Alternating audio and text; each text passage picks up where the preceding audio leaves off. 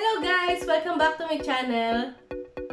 For today's video ay sasagutin natin kasi mga nagtatanong kung maaari ba nating dalhin ang ating pamilya dito sa Czech Republic. Halimbawa, asawa, si Mrs. or si Mr. pati mga anak. At ano nga ba ang mga requirements para madala natin ang ating pamilya? So, kung bago ka pa lang dito sa aking channel, make sure mag-subscribe ka para lagi kang ma-update sa aking mga video. And make sure na panoorin mo to hanggang para malaman mo ang mga sagot sa katanungan mo kung maaari bang dalhin ang pamilya dito sa bansang Czech Republic.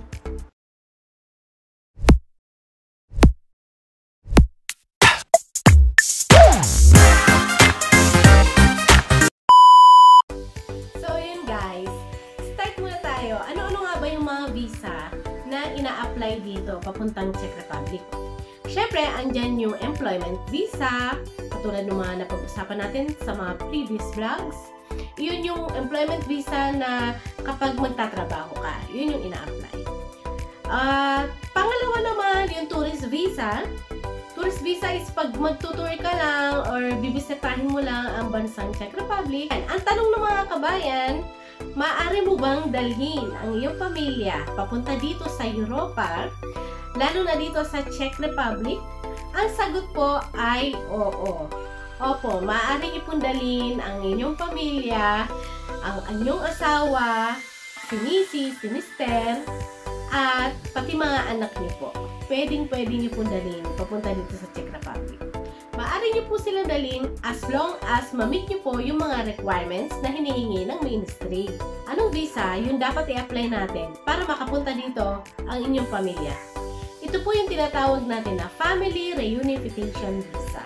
Yung Family Reunification Visa po ay ina-apply para sa mga close family. Ano ba yung mga close family? Ito po yung asawa, si wife or si husband, child or children.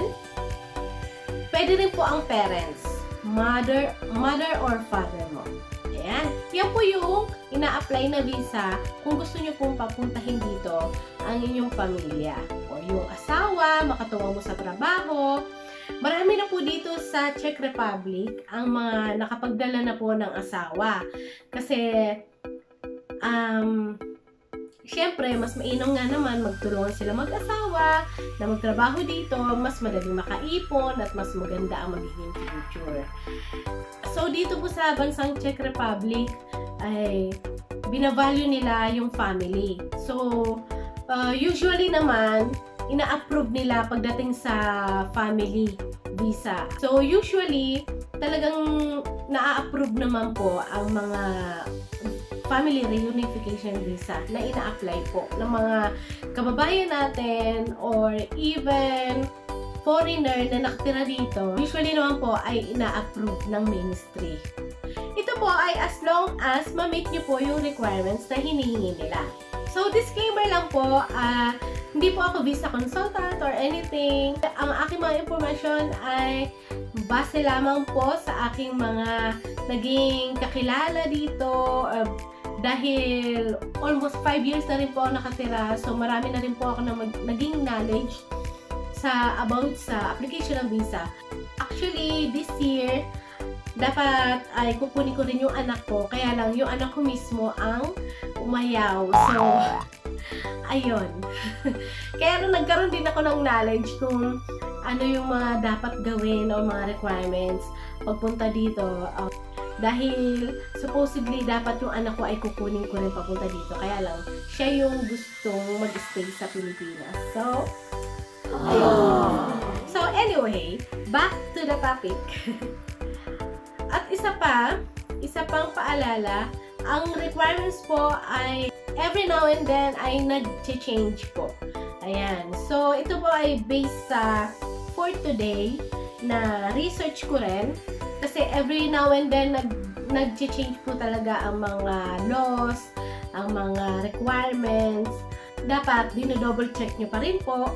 Maganda rin po ay mag-consult kayo sa mga legit na consultant. Marami po dito yan sa Prague or marami dito yan sa Czech Republic na mga legal consultant. Sila po mas nakakaalam kung ano po yung mga dapat nyong gawin sa proseso, sa pagkuha niyo po ng inyong pamilya. This video is only to share you or to give you some ideas sa mga gusto at interesadong makuha yung inyong pamilya, or sa mga husband or wife gustong sundan sa Czech Republic ang inyong mga asawa para matulungan. So, paano mo malalaman kung qualify ka ba na kumuha ng pamilya mo from Pinas papunta dito sa Czech Republic? Ayun, so guys, itong mga requirements na to ay family unification visa. For example, kukunin mo ang iyong husband or wife. Kasi, marami pang requirements katulad ng halimbawa, ang kukunin mo is yung child mo or yung parents mo. So, meron pang mga iba't ibang requirements. So, for today's video, ay sasabihin ko lang, ano common na family member na kinukuha dito ng ating mga kababayan. Ito yung husband or wife kasi nga nagtutulungan silang mag-work dito. For family unification visa, kung ang husband or wife mo ay nandito na sa Czech Republic, dapat sila ay nag-stay na dito ng at least 15 months. At meron silang valid residence permit. So, ano ba yung residence permit? Ito yung employment card, long-term visa card na usually nakukuha nila from company nila. So, kung may family ka dito, may asawa or husband ka na dito, na nag-stay na dito, alam nila yon. Yun yung working permit mo. So, kailangan valid yon. And nag-stay na sila dito ng at least 15 months dito sa Czech Republic. At syempre, isa sa mga requirements din ay valid passport, supporting documents. Ayan. Ang mga supporting documents po, example, husband or wife kayo, di ba? Ang husband mo ay nandito, ikaw yung wife na nasa Pilipinas, pupunta ka dito sa Czech Republic, kailangan po ma-provide nyo ang inyong marriage certificate. Dahil ang purpose nyo po ay family unification, so kung husband or wife po kayo, kung couple po kayo, talagang hahanapin po iyang marriage certificate. Isa pa rin po sa mga requirements ay ang accommodation. Yung po accommodation or proof of accommodation, kung si husband po ay nandito na sa Czech Republic, meron po siyang address. So, kailangan yung si wife po na nasa Pilipinas na pupunta po dito sa Czech Republic ay magkaroon din po ng permit, legal permit na proof of accommodation galing dito sa Czech Republic. It means, dapat same kayo ng address. So, kailangan everything is match po. Importante po yan. Ito pong requirements na to na sasabihin ko ay medyo, ito yung challenge. Ito po yung challenge. Pero, kung kaya naman po ng husband or wife nyo at kung may enough na po siya, ay kayang-kaya niya pa rin po itong i-provide. Pero usually, ito po yung challenge para sa mga OFW na gustong kuhanin ang family nila from Pilipinas. At ang requirements po na to ay ang monthly family income or proof of income or statement of account. Yan po. Or proof of fund. Yan. Ang daming term. Pero, in short, kailangan po may fund po ang husband or wife nyo na nandito sa Czech Republic para po makuha po kayo from Pilipinas. Kung may enough na ipon po si Mr. o si wife na nandito sa Czech Republic, kailangan niya lang pong kumuha ng bank statement. Usually, humihingi po ang ministry ng statement of account from the bank. Kapag naman po kailangan ng follow-up documents, minsan hinihingi naman po yung bank statement from the past 3 months, ganyan. So, depende po sa ministry kung paano niya po titingnan o evaluate yung inyong bank statement or kung kailangan niya pa ng follow-up requirements, ganyan. Nangyayari po yun. So, kung sa palagay niyo po si husband or wife ay may enough naman po na fund at kaya niya po i-provide yun, then i-go niyo po. Then pwede niya po kayong kunin papunta dito sa Czech Republic. Ayan. Yun po yung challenging talaga kasi syempre hindi naman po madali na makaipon ka agad. Isa pa sa mga requirements, ito po madali lang naman din to. Si husband or wife na nasa Pilipinas, kailangan mag-provide ng NBI. Ayan. Madali lang yan kunin. Not longer than 6 months po ang NBI. Pag nag-gather nyo na po yung mga requirements, like example nga, marriage certificate, proof of fund, proof of accommodation, NBI. Then, kapag nag-apply na po kayo sa Czech Embassy at na-approve na po ang visa nyo, mangailangan na po kayo ng travel health insurance. Ayan.